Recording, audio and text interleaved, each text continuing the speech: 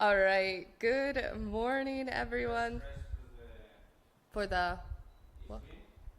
For the screen? Yeah, the light is on. Yeah. Okay. Good morning. Welcome to No Good, Dirty Negatives. I'm Kelly Perletti. Gonna take you through a bit of a journey in storytelling today. So I wanted to start with some disclaimers. First of all of the photographs used in the presentation, I have photographed. They're my property. Most images you'll see are scans of negatives as well. I think there's some prints mixed in and some digital documentation of the process.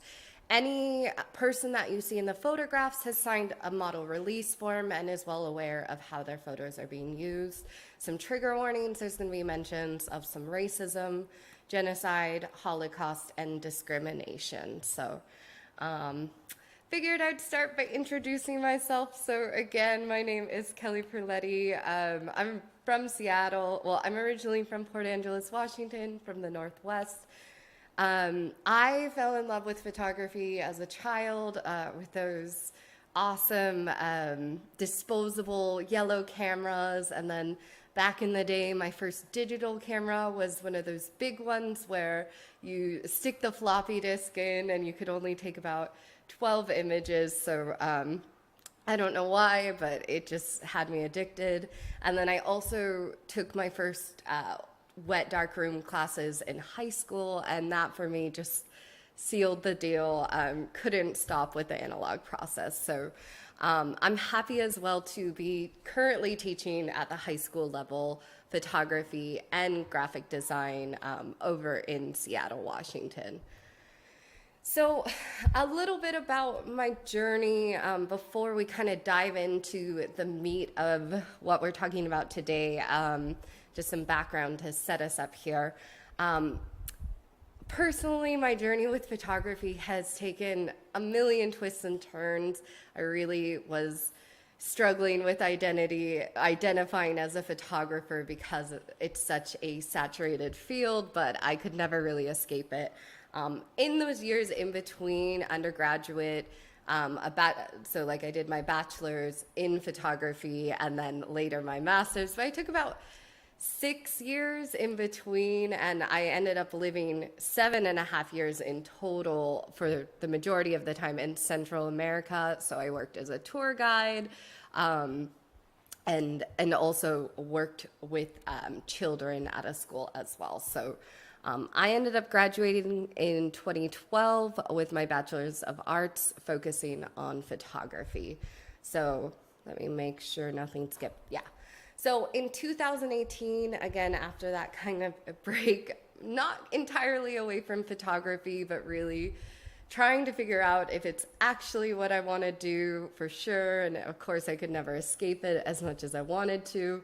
I decided to do my Master's of Fine Arts, chose a program over in Florence, Italy, and I ended up graduating last year during the Italian quarantine from my living room. So it was a very interesting time, but luckily most of the time I did actually get to use the darkrooms up until the final month. So my focuses are really wet darkroom techniques, film development, as you'll see, as we'll talk about today, platinum palladium printing, obviously Photoshop and Adobe Suite programming, multiple exposures, pinholing toy cameras, camera obscura building and documentation, and a little bit of wet plate collodion. So I'm a little all over the place, I think, as many of us here in the festival are. So a little of my philosophy with photography, and again, this is really just to set us up about what we're talking about. I think it's really important to know how someone's thinking about their work, especially when approaching some of these nuances. So for me, photography is great for storytelling. I think it's one of the best ways because it has all these nuances and details. And in a lot of ways, it's really intimate. Like you don't have a lot of control. Even when you feel like you have control, there's always details that a photographer might not intend to include, but ends up happening anyways. So I really love that about the process. And I also borrow a lot from the surrealistic thought Definitely feel like a lot of times I'm manifesting versus creating my work, as well approaching work more like a dream that you can kind of decode later on. So therefore, telling my story really with the technical details is pretty important and a part of the sacredness of dirty negatives. It's pretty vital to understanding this discussion. Okay, so diving in, our objective for today is really just to recognize conceptually the importance of developing and all of the nuances in each step of the process. We're really going to dive in to why it matters to think about what water you use, what location you dry in, et cetera, et cetera. So really diving in. And the other part of this is, of course, to really put the... encourage others to embrace dirt, dust, and other traditionally flawed elements as an important contributing factor to the conceptual meaning of the photograph. So, more or less, our outline for today, we're going to run through the development and its importance in photography. Of course, we'll talk very briefly about traditional ideas around cleanliness in photography, just to have that comparison. I'm going to spend quite a bit of time going through my own journey to discovering the importance of development, talking a lot about my experiences in Guatemala, with the project Sweet River True Peace, which is really the heart of what got me so focused on the importance. And then as well, I'll touch a little bit on 2 other projects that I've done that also utilize some of this mentality. Then we'll spend some time as well breaking down the aspects of development and their importance. So we'll talk about water and some of the nuances that can happen there, the developer you choose, choosing to underfix, and how that can conceptually and visually really change an image. And then, of course, where you dry your negatives, who gets to be a part of the process in general, and of course interact with the negatives. And then finally, we'll kind of end with approaches to scanning, summarize some final thoughts, and if there's Q&A, great. If not, we'll end possibly a little bit early. I'm also, because I can't see on the screen at time, keeping my phone handy because I want to make sure we stay on time. Okay, so first of all, of course, the importance of development in photography, a lot of us already know. So this is, without development, hi there, come on in if you want. Without development, we would have just a latent image that could never be viewed. And of course, without Fixer, we would rapidly lose that image. So before the digital age, film development has often been seen as a means to an end, not really as the magical experience of the photographic print itself. So for a lot of us photographers who also print our own work, oftentimes, you might send away your film to be developed. And this is really an argument to reclaim the development process as being as important as it is. So, embracing chaos which is, I guess, my theme for this whole festival, or my mindset, embracing the chaos and messiness that is often seen as undesirable in photographic work. So dust, dirt, hairs, fingerprints, all of it, just taking that as an important aspect of the end work. So, of course, development can really make or break a photograph. So, for instance, under or over developing can make up for exposure issues, bring out the highlights and shadows, pushing and pulling with your film. And it's kind of also like baking any recipes, so maybe a cake or anything like that. There's steps to be followed, temperatures to abide by, and many things can go right or wrong at any step in the process. The real difference in photography and art making, especially for those of us here at the festival, is, we tend to be more open to embracing these happy accidents and creating something entirely unexpected through experiencing the process. So looking at the image up here on the screen, or off to the left it should be, might be the right for you, I'm not sure how this works. This was a triple exposure portrait overlapping myself and my sister down in or over in Salt Lake City. So what happened with the image though is I took it, I photographed it, and then I left it for a few months unintentionally without developing in the jungle in Guatemala where I was living at the time. So it sat there, and for a little background, you spend any amount of time in the jungle, even like a week, at least a few of your things will have mold on it. So what happened with this film, and it's kind of hard to see on the big screen, probably better for those of you online, but there is a lot of little dots, especially in the white part you might be able to see, and that's mold. That's mold on the film. So that's pretty cool because that was unexpected. And then of course, because of the multiple exposures and then later the environment where I developed it, I needed to have a spirit of flexibility and acceptance because it was never going to be a perfect, quote unquote, perfect development. So, and in the end, I think, again, it's projecting a little bit lighter than what you'll see on the screen. But those flaws are really what make the images in the end, or I think anyways, can make an image much stronger. So again, just going through, I don't know why it's going up the screen, but that's fine. Really the things to pay attention to with development, or why development, the things to really look for in development or to think through. We'll be going over these in more depth. So the materials you choose to develop with really can have an impact on the overall feel of a photograph. The water you choose can impact the way a photograph develops. I think, most of us don't really consider how different water is all over the world, and then of course your sources and how much that can actually impact your images. Then as well, how long you choose to fix a photograph for can really change the level of permanence, and the environment where you choose to dry your photographs can allow for interactions.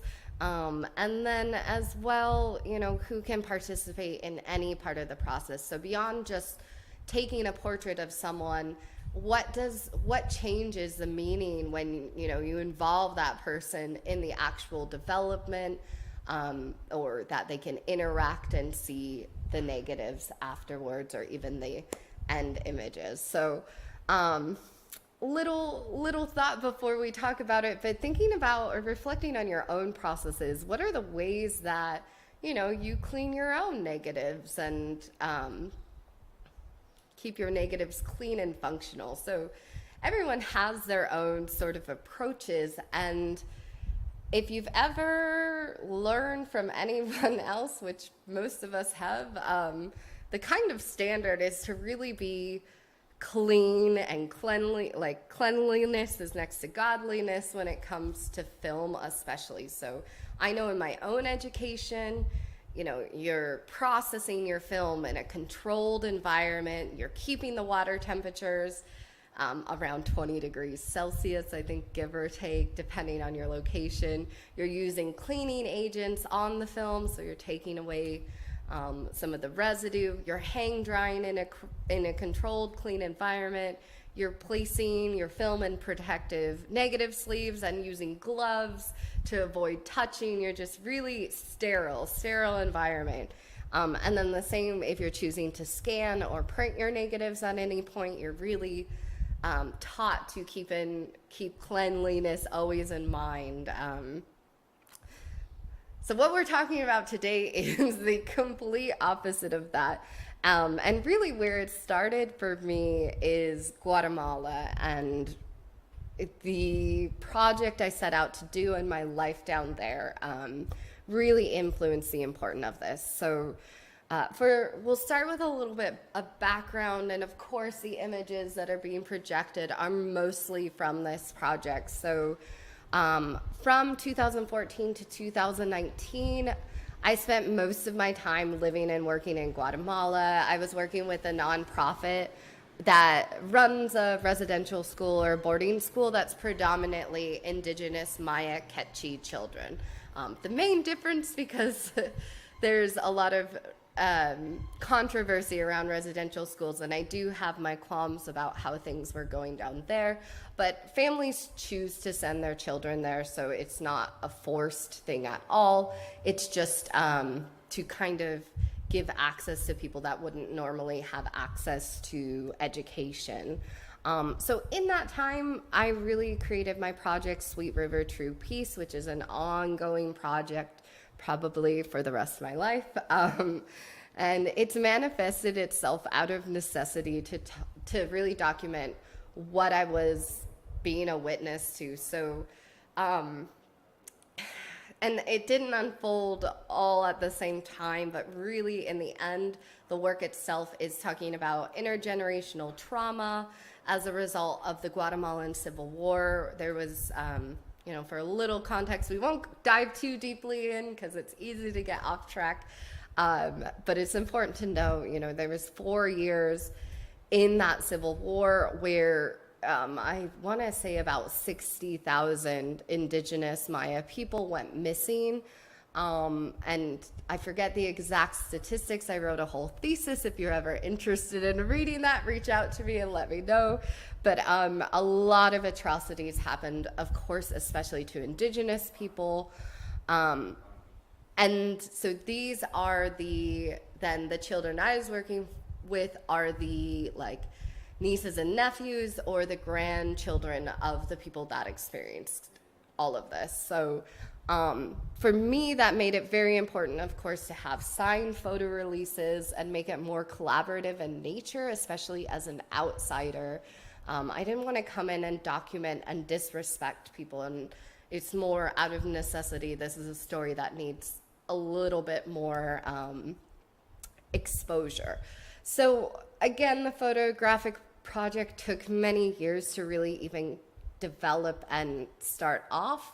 I really felt it was important to develop a closeness with the community and not just come in with my camera and document people and then leave, as is pretty typical in photojournalism. So at the school I was working at, I had many, many roles over the years, and I spent hours in, after hour care. The average work week is 8 to 10 hours a day, 7 days a week for months on end. And I ended up working with all groups of children and was at times the primary caregiver. So again, ethically speaking, I still find some aspects problematic with my own work and have plans to kind of change some things as we go on. But really the intent being trying to remove myself as much as possible from the process, but still being able to give the story. So in my second year of working with the school, students' families really began inviting me home with them on school vacations to their rural villages. And this is what catapulted the project, or really, became the necessity for Dirty Negatives and allowing this to happen. So those experiences also opened my eyes to just how damaging being removed from your family and community can be on young minds, and changed my view on the organization I was working with dramatically. So the experience also was a view into a community that is fighting so many things, including cultural erasure, discrimination, and racism. And to see the effects on the children I knew so well was, of course, very heavy and difficult. So finding the right way to communicate that, I started off, photographing digitally. And the images, as some of us know, because a lot of us work in analog or many different processes, the images just weren't communicating appropriately or in the way that really honored the process or what they were experiencing. So I really was intending to find the right way to convey that feeling and physical essence of, I mean, how do you communicate intergenerational trauma? And everything they're experiencing. So that was a part of what led me, of course, back to analog photography. Also, you know, it's a preferred method for me. I do think in a lot of ways, I like the physical and metaphysical process with film developing. But obviously, out in the jungle where I was living, and then of course in the villages, which are even more rural, we'll see and talk about that a little bit later. You can't just bring in your traditional developers unless you really want to be disrespectful and be polluting. So that's where, you know, researching alternative developers, organic developers, and that's how I found Cathinol C and really began experimenting with making film development in the jungle. So the image on the screen is my first developing lab in the jungle. So that was in Rio Dulce, and it actually looks better on in an image than it was. So some of these challenges that come up working in a remote location and what I experienced, even in the somewhat, I call this the controlled environment, because you'll see afterwards some of the places I was working, but you know, you have changes in temperature within minutes. So water can drop by like 5 degrees or whatever, and the air can go, I mean, a storm can roll in out of nowhere and the air can change.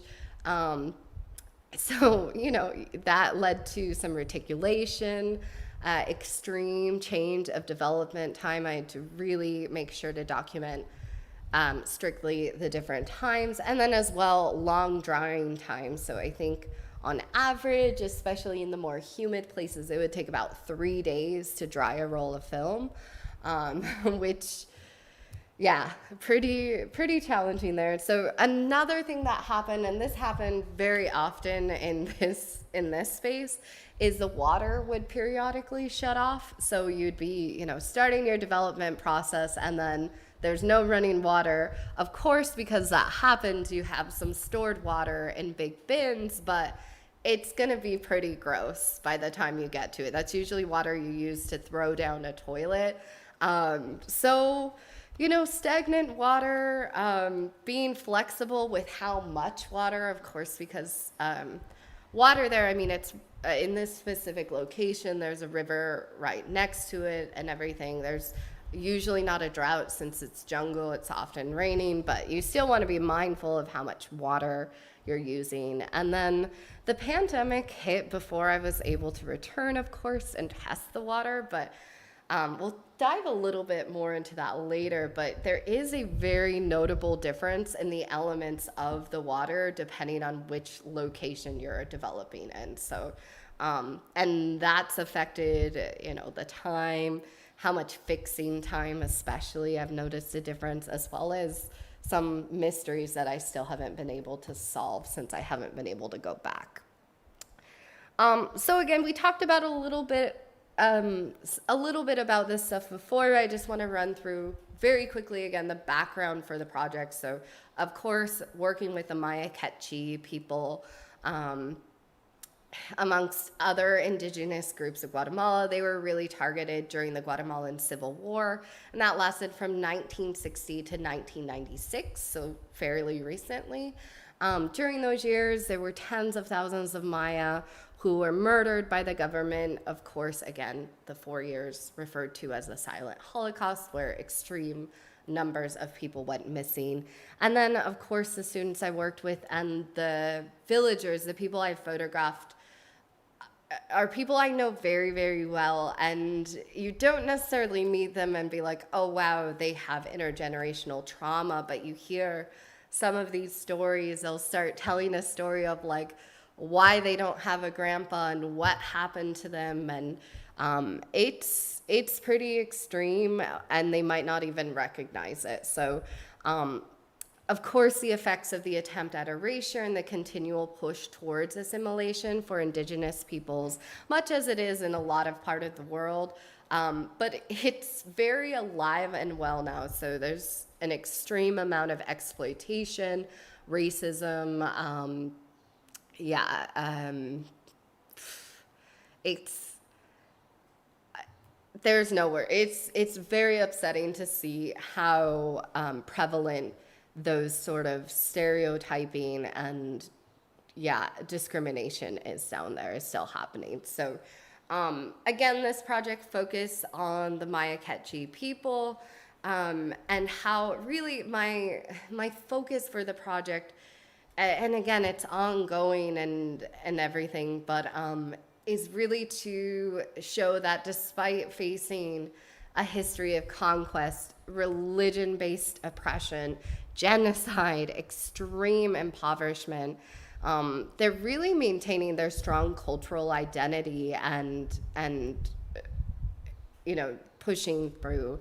And so through years of this collaboration, of course, the work is talking a little bit about that intergenerational trauma and the dilemmas that they're facing, especially the youth.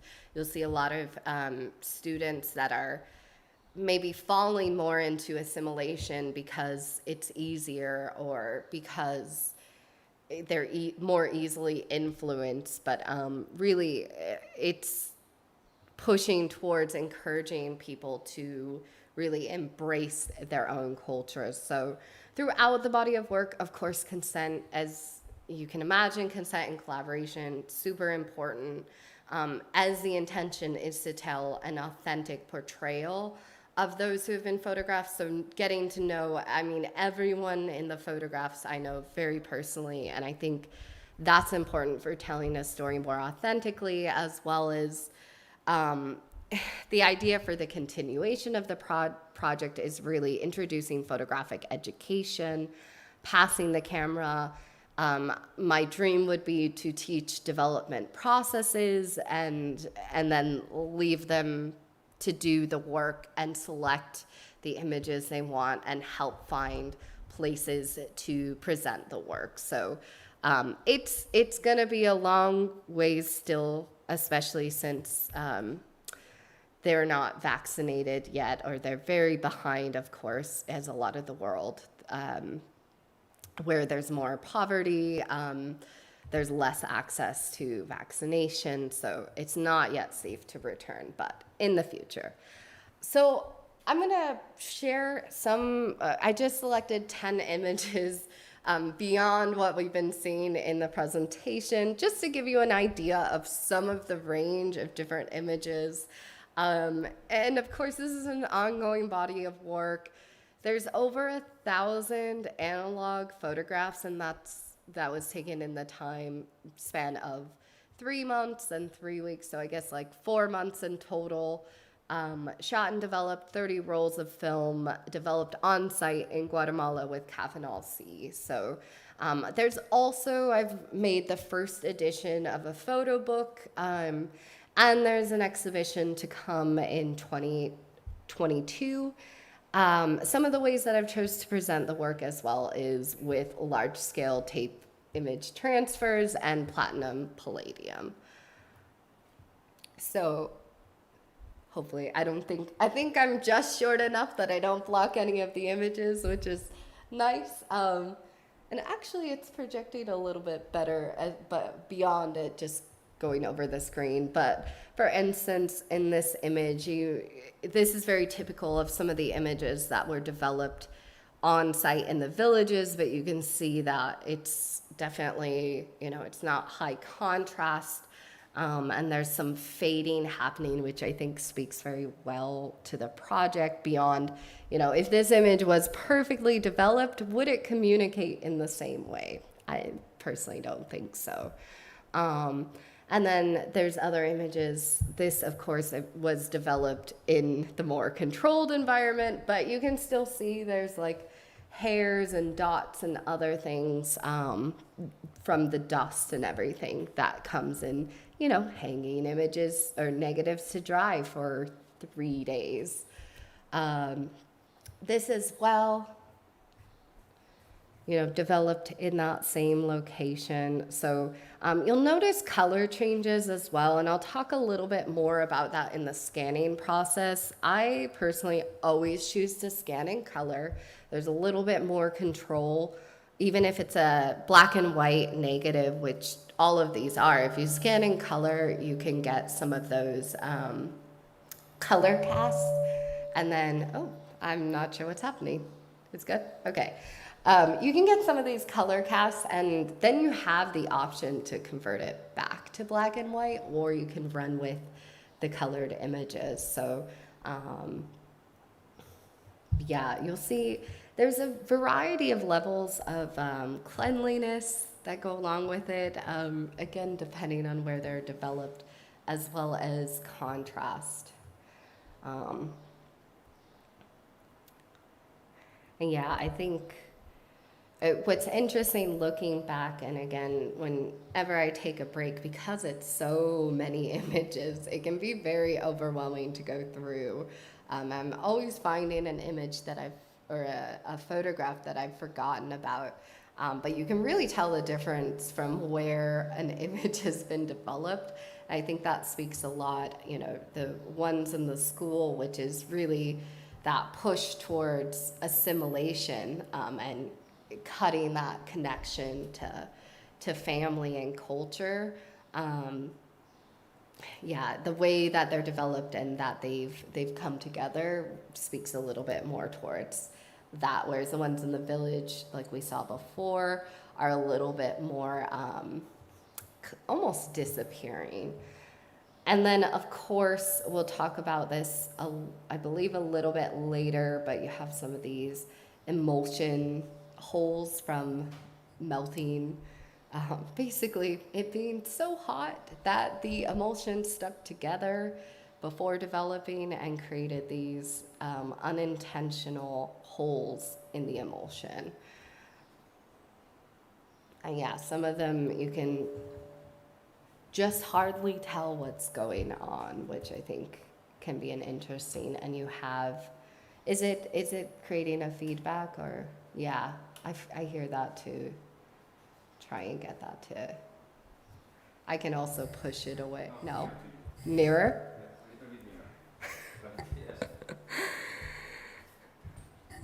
I'm known to like blow out speakers. So okay, it's good. Cool. No, now it's back. Okay.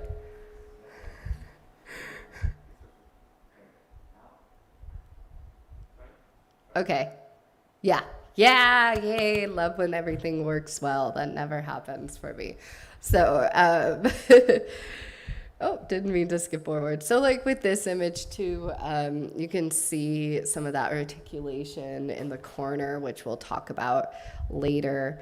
And then of course, I probably should have put a trigger warning for some graphic images, but we don't all eat animals, but probably at some point in our lives we have. So it's good to see what the insides can look like.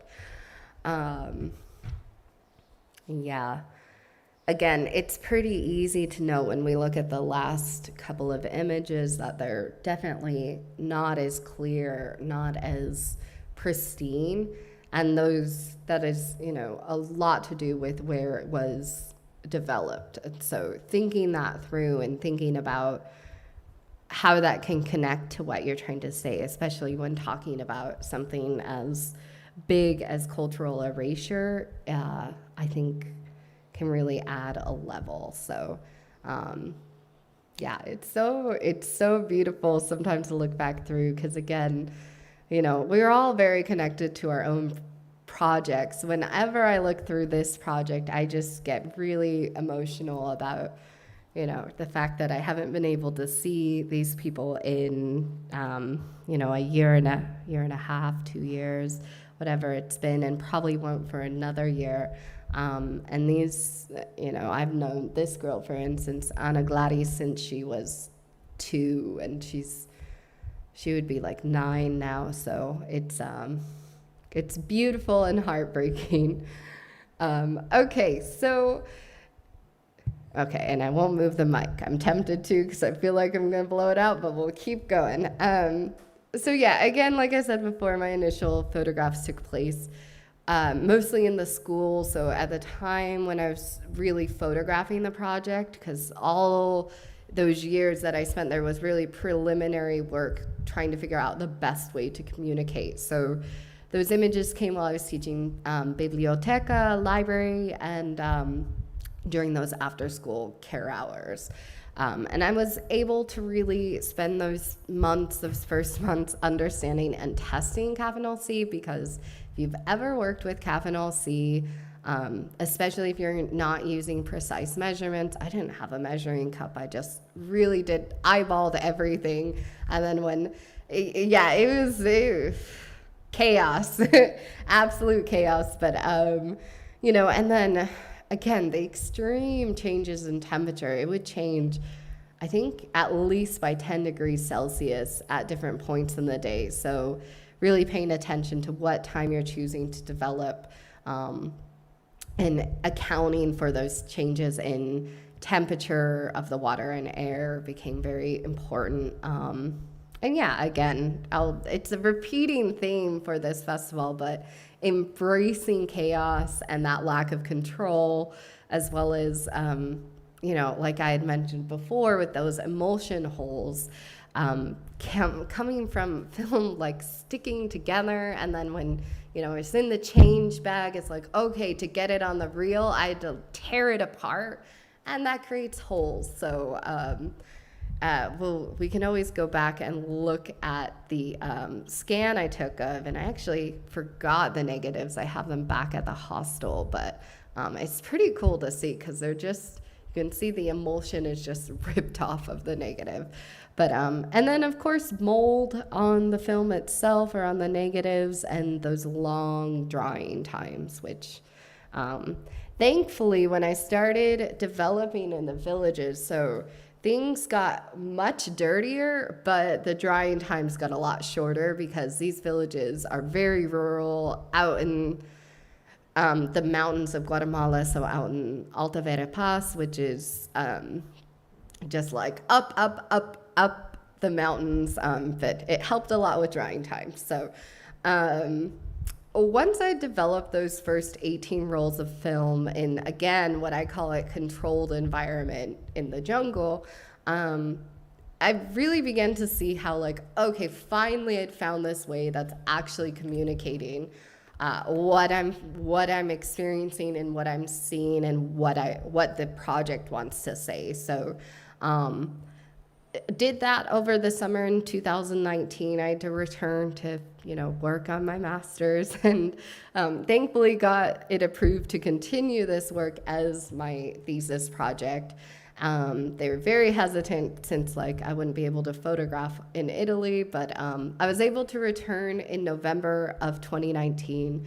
And I returned for a wedding of a friend out in one of the villages, and ended up having about 3 weeks to photograph both at the school and in the villages. So I photographed about 12 more rolls of film, 6 of which I developed in the most rural areas, and it was very nerve-wracking, but the success was actually pretty decent. And then, of course, I developed 6 more in that controlled environment.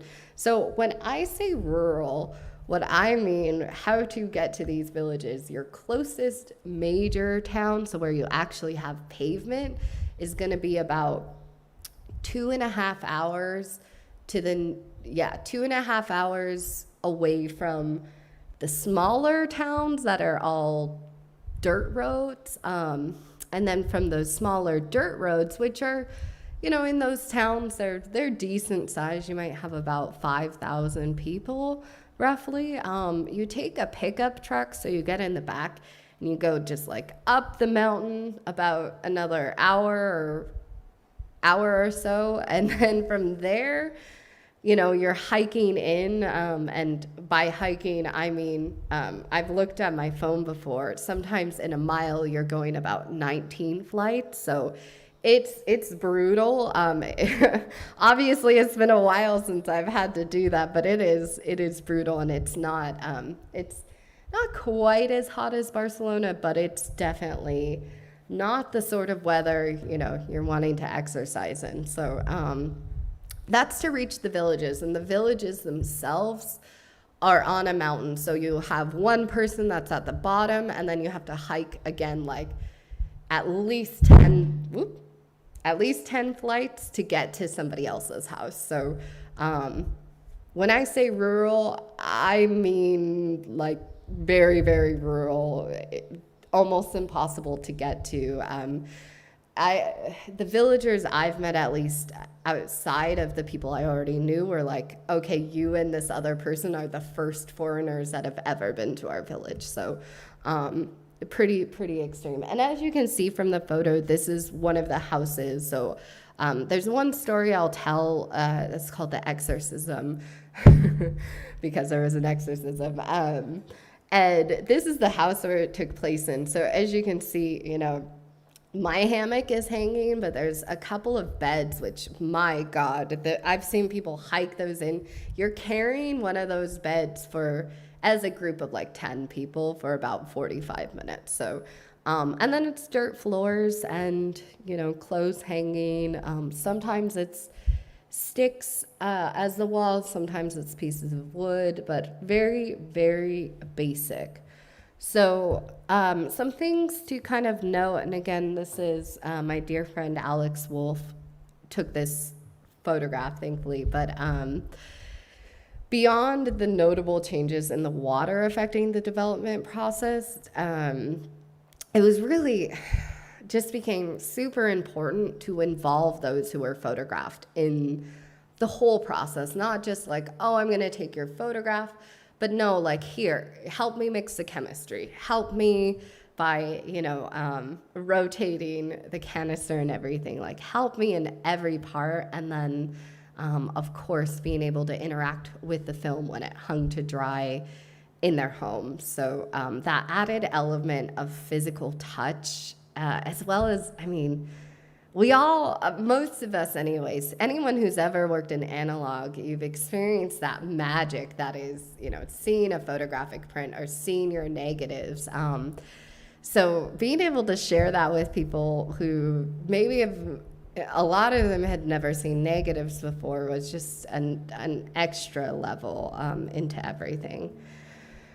Okay, so I'm going to tell you one story from this that I think really for me encapsulates like the most extreme thing that could ever happen to a roll of film, and why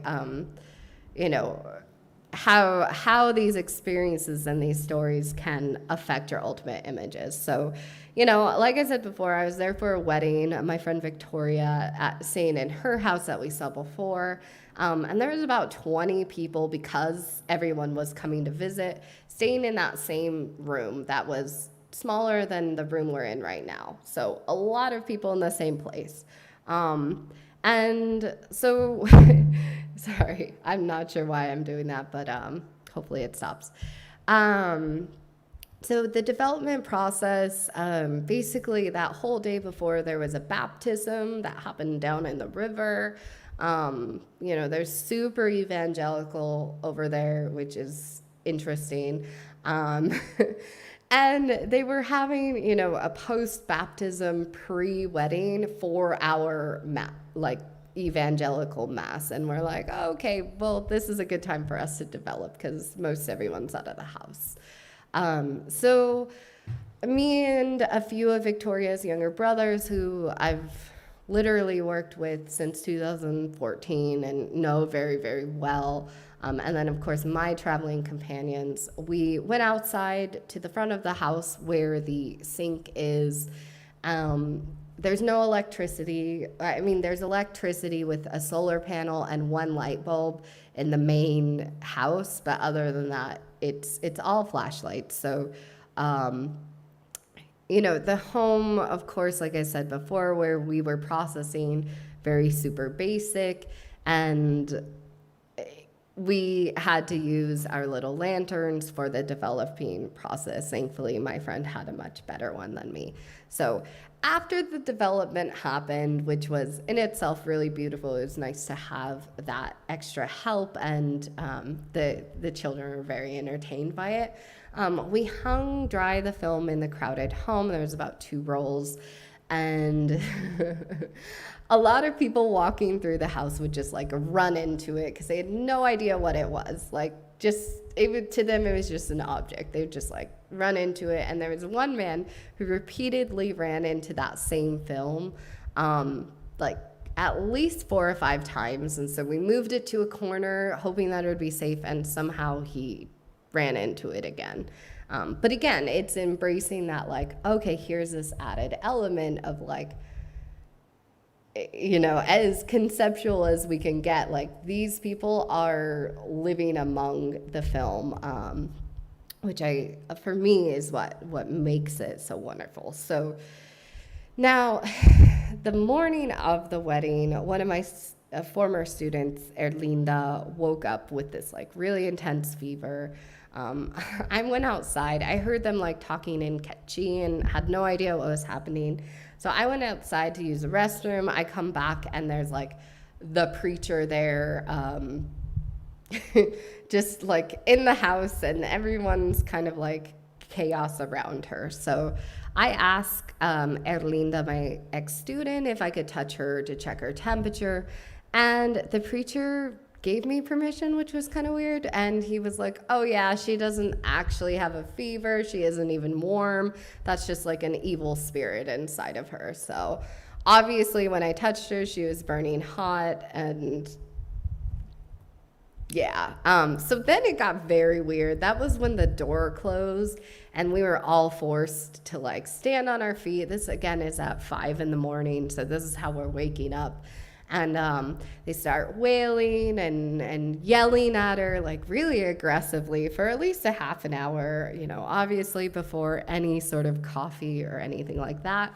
And the preacher had some holy water or holy oil, which was interesting. It was like spraying it all over the room. And one of my rolls of film happened to be right next to her bed. And again, this is just like too bizarre for words, but it was really close to where she was sleeping, and the preacher started like hitting it with his oily hands. Again, like they don't know what it's just like something hanging. There's clothes hanging on the other sides. He just starts like bashing it like that. So in the thralls of his like passionate screaming, and then obviously she started to feel better after that half an hour passed. Apparently my friend had like slipped her a fever reducing pill, like an ibuprofen right before, but they're like, okay, your spirit's gone. It's all great. So, really, and I mean, that's just one of many bizarre stories that happen when you start developing and working with film development with the people you're actually photographing. So, it's important as well just to think about like why these stories matter. Like obviously you're not going to see, hopefully anyways, any like demons or weird things from the film, but it's the stories behind the film that can like add an extra element. I did end up going back right when I was preparing this and looking through the film, and I think I found the spot where there's a little bit of holy oil, which is interesting. But yeah, you're not going to look at that and be like, oh, sometimes you'll see a fingerprint or whatever, but it's like the essence gets trapped in the images. And I will say the film that was developed there is some of that I'm like, oh, that's really bizarre and creepy. So beyond, my main project, there's a couple of others that I've worked with that really embraces, dirty negatives or negatives that are not pristine. So I'll talk very, very briefly about my project with my father, which was a very quick project right before COVID of developing with him present. And then other ways is like working with really dense or thin negatives. And then I've really embraced developing where the photographs are made. I think thinking through, you know, the importance of location and keeping everything close, it just adds an extra essence. And I can't pinpoint how or why, but for me, it's really important to do that. As well, of course, letting go of that perfectionism that we're taught in photography. And like I said before, recognizing the power of the environment.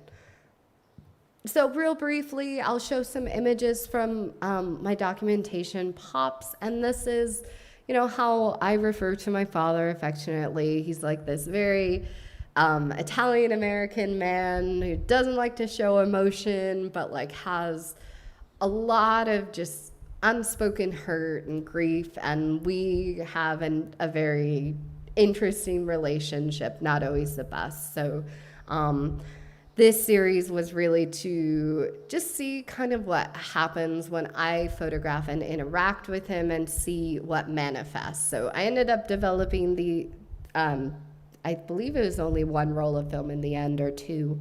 I photographed while we were having a really intense conversation, and then, of course, developed with him present as a part of the process and hung to dry in his home office space. So good. I love being short for things like this where I don't actually have to worry too much about blocking images. So this is where this project was where I was like, okay, I obviously underdeveloped, but there's some power in that because you have these bizarre negative and positive happening in that same image. So of course, because I underdeveloped, because I underdeveloped in time, they'll be eaten away, but you just get these really bizarre effects where it doesn't make any sense. But it can really add to your project. So you'll also see, and maybe in this image, you see this sort of like outline happen. And then you see in the background, it's all in negative, and then he's in positive. And I think it can really speak to specific projects. You know, it's not going to work for everything. And then lastly, the other projects that I wanted to mention was just, you know, a lot of us work in multiple exposures, so this might not be new for everyone, but Essenza was a self-portrait project of working with multiple exposures, self-portrait, toy camera, and it was really exploring, you know, all of these projects tie together because for me, Sweet River True Peace, where I was working with people who are experiencing intergenerational trauma, made me reflect a lot on the intergenerational trauma in my own family, that disconnection, that assimilation that my Italian ancestors went through, that, you know, my grandpa spoke fluent Italian, my dad didn't know what vino meant. Like, but it doesn't just happen, it happens for a reason. And there's a lot of, at least for myself, there's a lot of disconnection and sadness that comes with that. So this came out of that, but in talking about, you know, our non-pristine images, these were all developed, again, it's like a palette cleanser of like, oh yeah, not perfect negatives. If you saw the negatives, they're super dense, but, you know, we don't have any hairs. It's all very controlled environment. I could control the time working with traditional developers and everything like that. So we'll run through these pretty quickly. But I think as well, thinking about the density of your negatives, and sometimes, you know, you look at your dense negatives or your thin negatives and you're like, it's not going to work. If it's not going to work in the darkroom, even sometimes it does, but if it's going to give you a lot of problems, just, you know, scan it and fix it in Photoshop and reprint it as a negative. That's essentially, when I ended up printing these, that's what I did so that I could print them in the darkroom.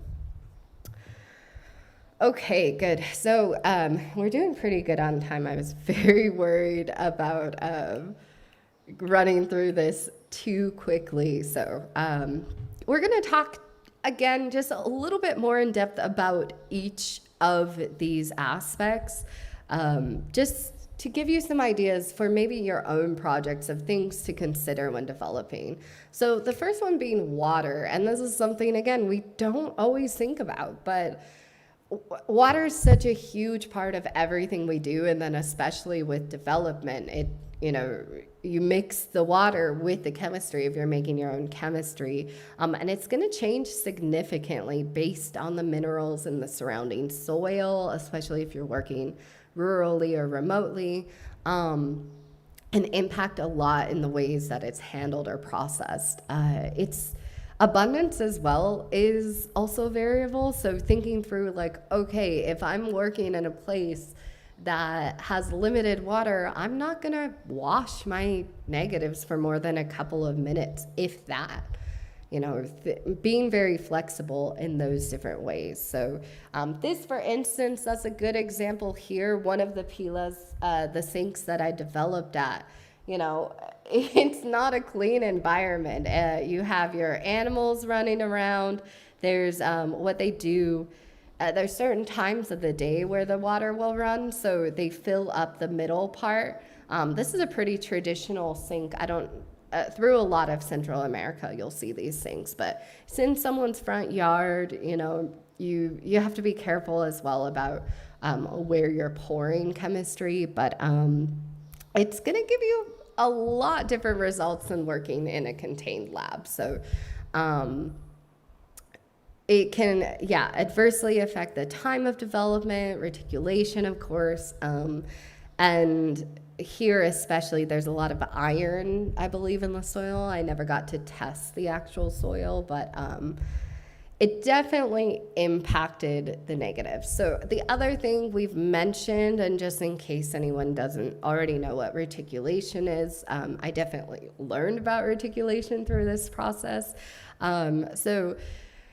Taken from an Ilford article, reticulation is simply the science of distorting the emulsion layer to create an overall pattern in the film. The single most important ingredient to produce reticulation is extreme changes in temperatures of developing solution. Because reticulation is mostly undesirable, film manufacturers have worked to improve films that resist reticulation. So it actually takes quite a bit of effort to get reticulation nowadays, because today's emulsions, like it says here, are so good. So you really have to do extreme temperature variations, and that's in order to achieve that, and that's a lot. This didn't happen to me on purpose, but it speaks a lot to the extreme environment that I was working in. So as well, again, water holds other chemicals and everything, or other components. So like we talked about a little bit with iron, let me just make sure I'm losing my place a little bit. So it can affect the development time depending on, that soil that then seeps into the water and the different chemical components that go into that water. So Guatemala is a pretty extreme example, or at least the parts in Guatemala that I was working, because the water is not potable, so you can't drink it. And therefore, it has a lot of additional things that you're not planning on. The water's not super controlled. So as well as the sources of what are used. So in the villages, they mostly come from naturally occurring rivers and streams, and that can have a lot more effect on the actual film than you might think. For instance, this is a scan. It's a little hard to see on the screen, a little better, I'm sure, online. But you can see that the negatives are just, this is with normal development time and fixing time and everything, and it's really bizarre how the negatives look. Like, they have this weird brown color, and so this is from the villages, whereas the ones from in the jungle actually look pretty much like normal negatives. So it really depends. I will say the only thing I know about the NGO, and is that I've been told there's some sort of bleach in the water or kind of filtering. And then, of course, in the villages, there's not really. So I believe there's a lot of iron oxide in the soil, and that's what's making these probably affecting this. But again, that's something I want to go back and check. And that's another way too, or that's another thing to consider with scanning, the like looking at this, the color of the negatives themselves and how diverse they can be. Yeah, so lastly with water, just thinking about the importance, because you're using it to make your developer, your fixer, your stop bath, especially if you're working remotely. You're not going to be, you're not going to be hiking in with your pre-made developer. You're going to be mixing it there. As it is, walking with all of the materials is enough. So another thing, let's see. It's important, just to be very conscious in choosing your water sources. So real briefly talking about developer, and again, as you've heard me say, like I work mostly with capital C now, but the developer you choose affects the overall aesthetic of your photograph. So your choice can affect the sharpness and size of grain. As probably if you work with film, you've been taught to think a little bit about. It also affects the time of development and how much water is needed for dilution. But then I really think it's also important to be thinking about how it impacts the environment and how there can be, there's environmentally friendly and also conceptually engaging options. So real briefly, hopefully a lot of you already know about Caffeinol C Developer, but it's basically vitamin C powder, instant coffee, and washing soda. So all of it can be disposed of pretty environmentally friendly, like down the sink. For instance, in the villages, it's not something they don't already have. I'm not introducing something new to their environment. So yeah, it's not going to be like a chemical that you're pouring in the ground and then gets in their drinking water.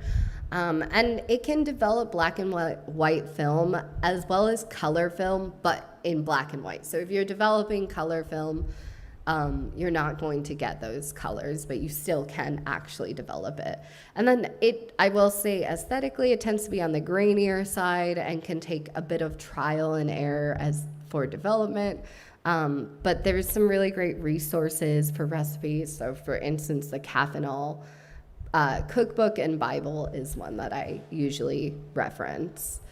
And then, traditional developers, of course, can be highly toxic if ingested, and they need to be neutralized before being poured down the sink. I know in Europe, you can't even pour them down the sink, or at least in Italy, we always had to pack it away. In the US, they let you pour it down the sink, which is really strange for me. I studied in Italy, so I'm like, why? Yeah, I don't know. But in the US, apparently you can pour it down the sink. Of course, you can potentially have less grain in your photographs, get these more smooth, beautiful images. And, of course, though, if you're working rurally or you're working in a place where you're going to be dumping your developer, it can really pollute the local drinking water, the local soil, and really isn't your best option. So, of course, looking at the compare and contrast, like, when you can, try and use an environmentally friendly developer. It's also a little fun to make your own recipes. So for fixer, again, in this case, I use sodium thiosulfate mixed with the local water. I found a lot of mixed information on how best to dispose of fixer. It is in some ways, like it's safe to dispose of before it has the silver in it. It can be disposed down the sink and different things, but it can be more harmful once it has the silver attached to it to soil and water. So it's best to pack it out as much as possible. Thankfully, like Of course, for fixer, I really only had to dispose of a little bit of fixer. It wasn't very much because you can use it over and over and over again. Um, so thinking through like burying it instead of just pouring it down the sink, but in general, it's best to filter out the silver. And then, of course, as we looked at in the project before, choosing to underfix conceptually. So thinking about those ideas of impermanence, knowing that the negative won't remain forever and is to some level still light sensitive, but can create these really just bizarre images in general, where you get those positives and negatives effects. So thinking through that, like, okay, if I just change the time of that I'm fixing an image, it's going to create an entirely different image. So we often just, fix our negatives and call it a day, but thinking through that and how maybe that can lend conceptually or visually as well to your projects. So looking back again at my project with Pops, the aim was really to evoke an uncomfortable feeling.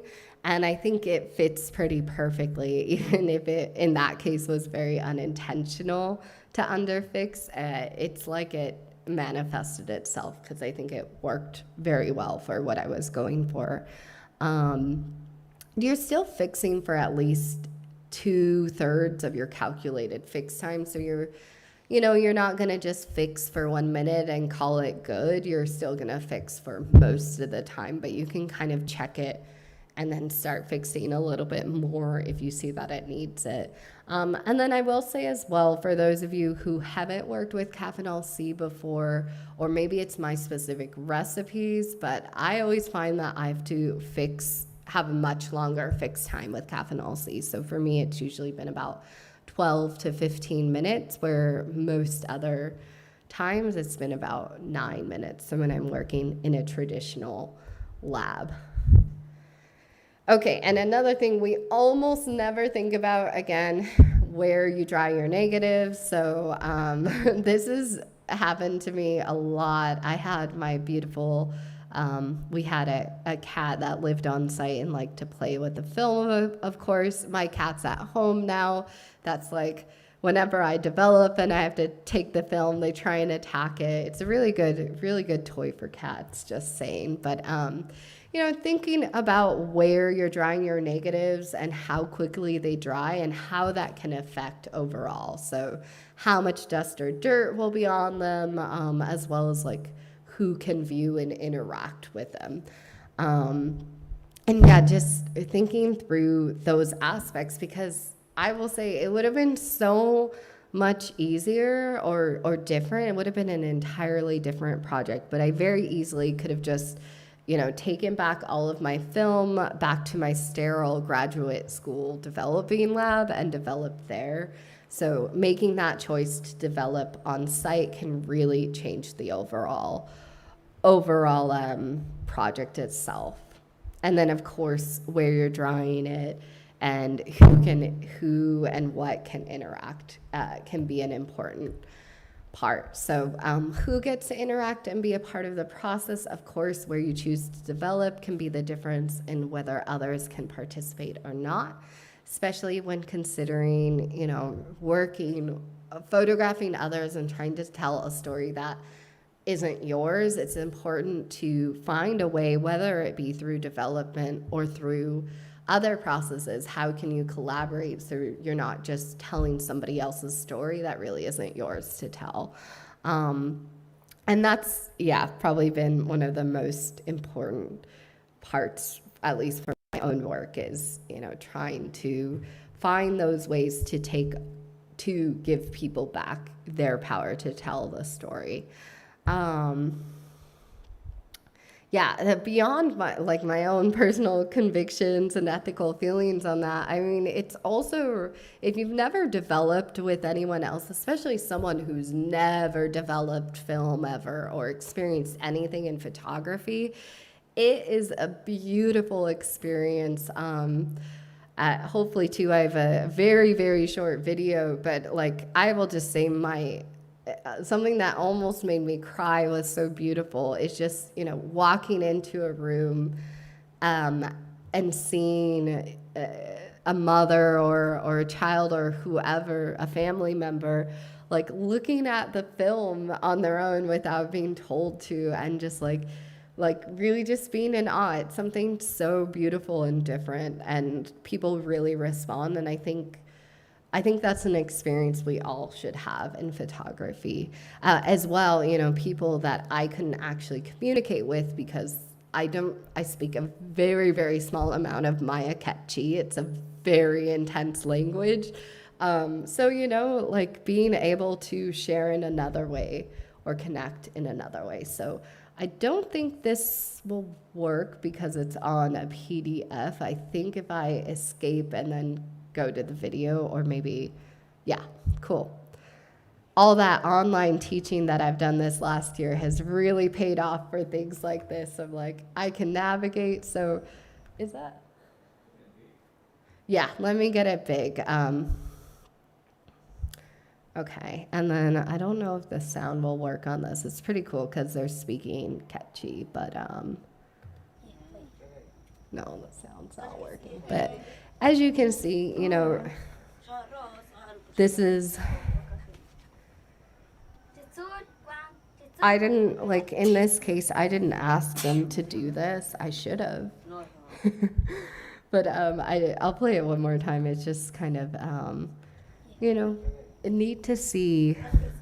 I wish I could get the sound to work. I'll probably just share this video later through the festival or on my own Instagram. But like hearing people talk about and interact and be able to touch again, breaking this sort of boundary of like the sterile environment and really bringing some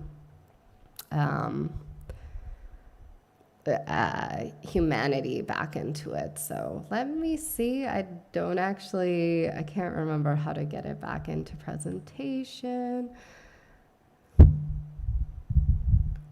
Is there a way to get it back into presentation mode that you all know? This is in the what?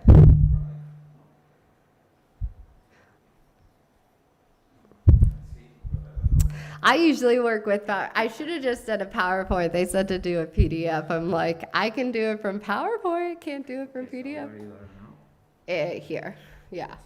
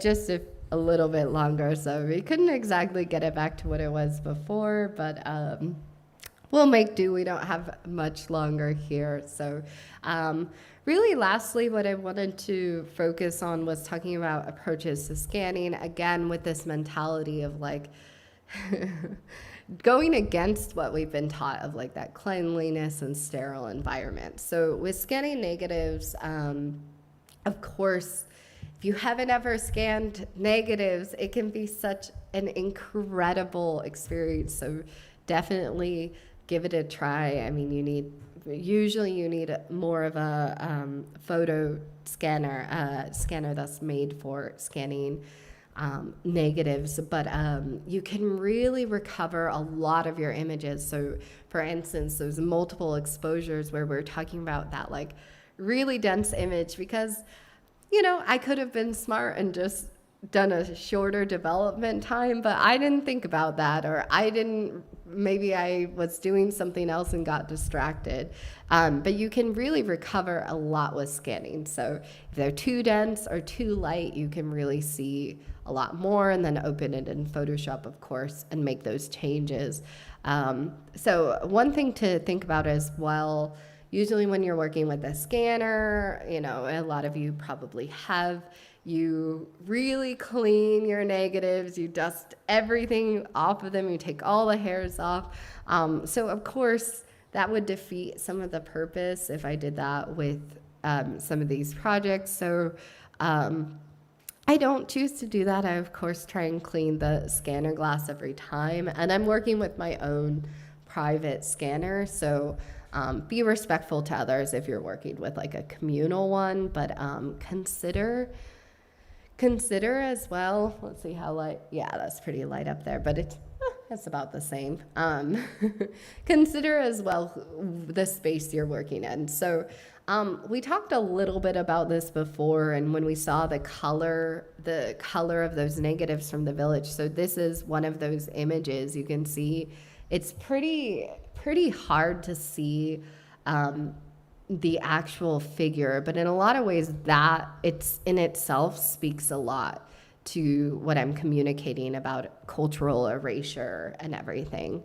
But beyond that, thinking about this preservation of those colors that happen. So I've said it before, but every time I scan, I was always taught to scan as if it was a color negative, even if it's black and white. Because then you can go into Photoshop and Lightroom and play around with the color channels, and you can convert it to black and white after, but it actually gives you a lot more range to work with and adjustment. So as well, sometimes it comes with these cool color casts that are unintentional but can really add another element to the project. So of course, another reason to scan in color is to capture the color of the film skin, which really honors that difference in water chemistry and everything that was mentioned before. So, and then there's times where you don't have access to a scanner. And of course, when I was first in Guatemala, in Guatemala in general, I don't have a photo scanner. So I, at the time, had like a decently old iPhone 6 that took pretty crappy images. But then, I wanted to see, it's one thing to look at the negatives, but like, I really wanted to see the images, how they would come out in positive form. So I was just holding them up to light, trying to avoid some of the reflection, but and then converting them in Photoshop later. Of course, I'll show a couple of those examples. The quality is clearly not the same, but it's another aesthetic in itself. So like, it has a potential validity depending on your project. So these are some of the examples. And what you'll notice as well with these, not for all of them, but some of them, there's like these reflections because, when you're trying to photograph a film, it's very shiny, of course, and that in itself could be a pretty cool thing to explore, making in a way a double exposure or multiple exposure.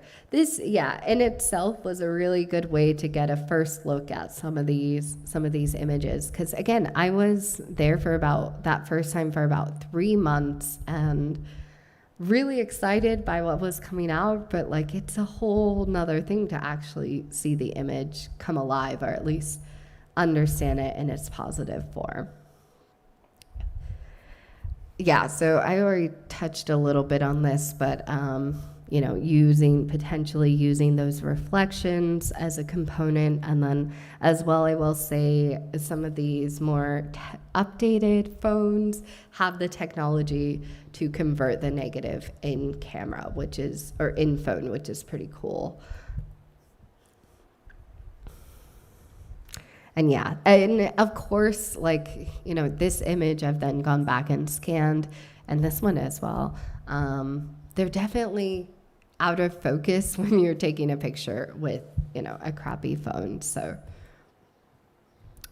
okay, so to summarize a little bit, then we'll end off with some thoughts. And I am just I'm just pleased with myself because I was so worried about going under or over, and I think we're going to be just at the perfect time. This never happens for me. So, yeah, hopefully, if nothing else, this talk has really deepened a little bit the importance of development and really just thinking a little bit beyond how can I change one aspect or really think about one aspect in order to deepen my own project.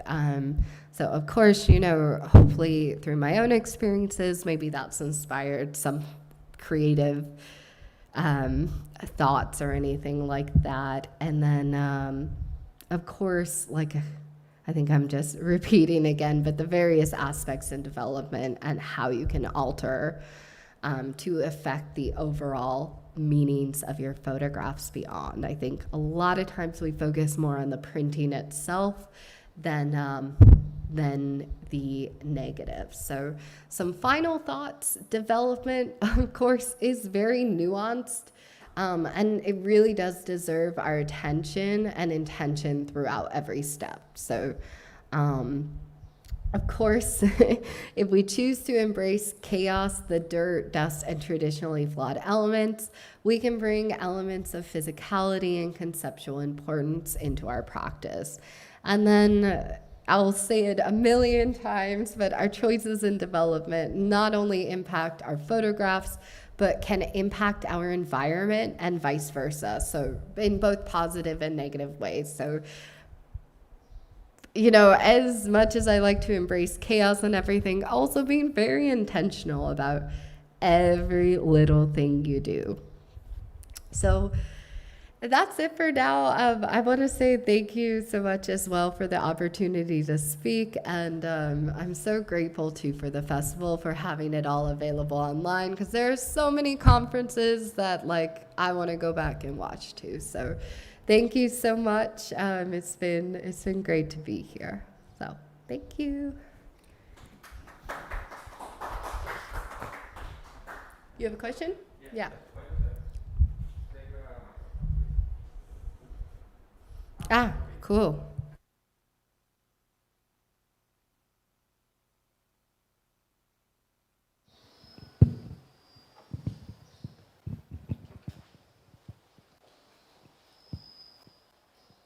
Yeah. I have a question about the film stock. I think you didn't mention it. Maybe? No, Okay. the stop, yeah. No, the brand, the stock, the film stock that did you use? It's the stop bath. No. The film stock. Yes. Ah, the brand, yeah.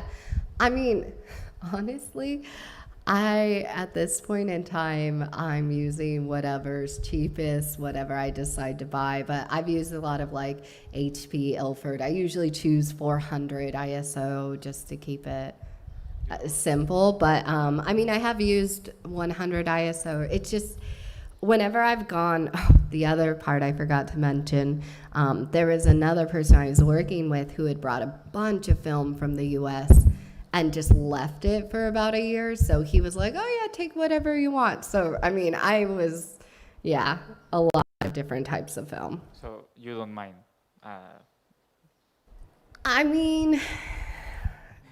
Yeah, I think it's as well, I haven't got to a point where I've made a clear decision on okay, this is what I want to do. For the most part, no matter the brand or whatever, the caffeinol C kind of overtakes the aesthetics, so it hasn't really impacted too much. Yeah. And which camera did you use? And it has been destroyed because of the environment there? No? Or- I actually have the camera in my backpack. It's just your standard. Of course, in true form, I don't have a case anymore because the case has been destroyed. So it's just floating around. I usually clean off the lens, but just your standard 35 millimeter. I mean, I've worked as well with. I think I had my Holga at one point, but like. I will say with the 120 versus the 35 millimeter, 120 film is a lot harder to use in humid environments, like in the jungle. I found often that would be harder to put on the reels because as well, when you're trying to use a change bag in the jungle, you're like dripping sweat. And inside, it takes like 10 times longer when you're in the bag to do everything. So it's like not going on the reel as easy. Thank you. Yeah, no, very good question. I'm embarrassed because it's been so long since I've been able to like be cleanly that I've almost gone too far where I'm just like, I'll just throw it in the bag, it's fine. But yeah, no, great question. Yeah, for sure. Well, thank you. I think we're at time. So, yeah. Great. Thank you.